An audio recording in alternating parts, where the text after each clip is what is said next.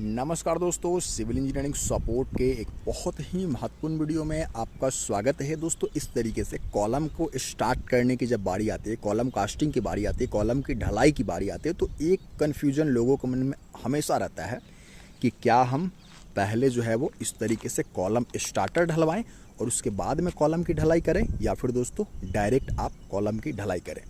तो इस column starter को देने का फ़ायदा क्या है, ये आज आपको बताने वाला हूँ। और सही तरीका यही है कि सबसे पहले आप जो है वो कॉलम स्टार्टर ढलवा लें और उसके बाद कॉलम की ढलाई की जाए। फ़ायदे जानिए, तब आपको दोस्तों पता चलेगा कि आखिरकार इसका इम्पोर्टेंस क्या है। दोस्तों, सबसे पहले आप जब लेआउट करेंगे, ठीक है, चूँकि आप देख सकते हैं इस वाले कॉलम की ढलाई स्टार्टिंग हो गई, लेकिन इसका हाइट बहुत ज़्यादा नहीं है। इसलिए दोस्तों आपको जो है वो कॉलम का कवर कितना रहेगा, ठीक है, और साथ ही साथ दोस्तों ये किस लाइन में रहेगा, चूँकि यहाँ से जब लेआउट होगा दोस्तों तो एक सीध में होना चाहिए, तो वो सब चीज़ करना इसमें बहुत ज़्यादा आसान होता है।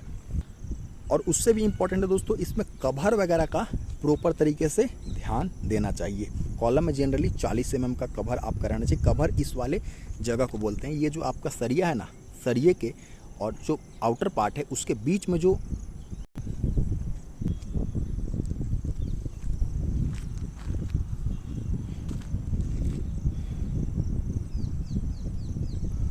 जितना भी आप कॉलम देखेंगे सभी में कॉलम स्टार्टर लगाए गए हैं। पहला चीज़ तो ये हो गया, और ये चीज़ें ठेकेदार और साथ ही साथ दोस्तों घर मालिक दोनों के लिए फ़ायदेमंद होता है।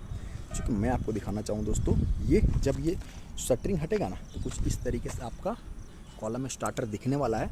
और इसमें जो ऊपर का प्लाईवुड है, जो दोस्तों शटरिंग मटेरियल है, उसको लगाना भी काफ़ी जल्दी होता है। और साथ ही साथ दोस्तों नीचे से यहाँ पर दोस्तों हमें पता है कि हमने कवर इतना दिया हुआ है, और जब शटरिंग लगाएंगे दोस्तों तो ऊपर में आप कवर देख सकते हैं कितना है, ठीक है, क्योंकि नीचे में कवर आप नहीं देख सकते हैं। एक बार शटरिंग लगाना हुआ तो नीचे का कवर ये डिसाइड कर देगा, क्योंकि इसके बाहर में ही दोस्तों शटरिंग लगाएंगे, ठीक है। तो यहाँ से आपका ये कवर और ऊपर वाला जो कवर है, दोनों में अगर साहुल गिराएंगे दोस्तों तो आपको सीधा जितना कवर आपने 40 mm का दिया हुआ था थ्रू आउट आपको ऊपर तक मिलेगा, जिससे आपका जो कॉलम कास्टिंग का एक्सपीरियंस है वो काफ़ी सही आएगा। और सरिया जो कॉलम के बाहर निकल जाता है वो सब चीज़ें बिल्कुल भी नहीं होंगी। अगर आप डायरेक्ट शटरिंग करेंगे तो उसमें वाइब्रेटर का इस्तेमाल भी नहीं कर पाएंगे, जिससे कास्टिंग का क्वालिटी सही नहीं होगा। लेकिन दोस्तों इस वाले केस में आप वाइब्रेटर का इस्तेमाल भी करेंगे, क्योंकि जो शटरिंग मटेरियल रहेगा वो बिल्कुल इसमें आकर के फिक्स हो जाएगा, और यहाँ से आपका कवर भी सही रहेगा। और साथ ही साथ दोस्तों हनी कॉम्ब वगैरह आने के चांसेस भी काफ़ी कम रहेंगे। तो इसलिए आप हमेशा इस तरीके का कॉलम ढलाई से पहले कॉलम स्टार्टर की ढलाई अवश्य करवा लें। दोस्तों ये जो कॉलम बनाया जा रहा है ना, ये जो लैपिंग के लिए जो सरिया छोड़ा गया है ये काफ़ी सही नहीं है दोस्तों, क्योंकि आप देख सकते हैं 16 mm का सरिया इस्तेमाल किया गया है। 50D के फार्मूला से भी अगर देखें दोस्तों तो ये आता है लगभग 33 इंच के करीब में, 32-33 इंच के करीब में आता है दोस्तों। और मुश्किल से ये 15 से 16 इंच का होगा, मतलब कि जितना लैपिंग देना चाहिए उससे आधा लैपिंग अगर देंगे तो कहीं ना कहीं दोस्तों मजबूती पे सवाल उठना तय है। तो इन सब चीज़ का भी आपको ख्याल रखना चाहिए अपने कॉलम ढलाई होते समय।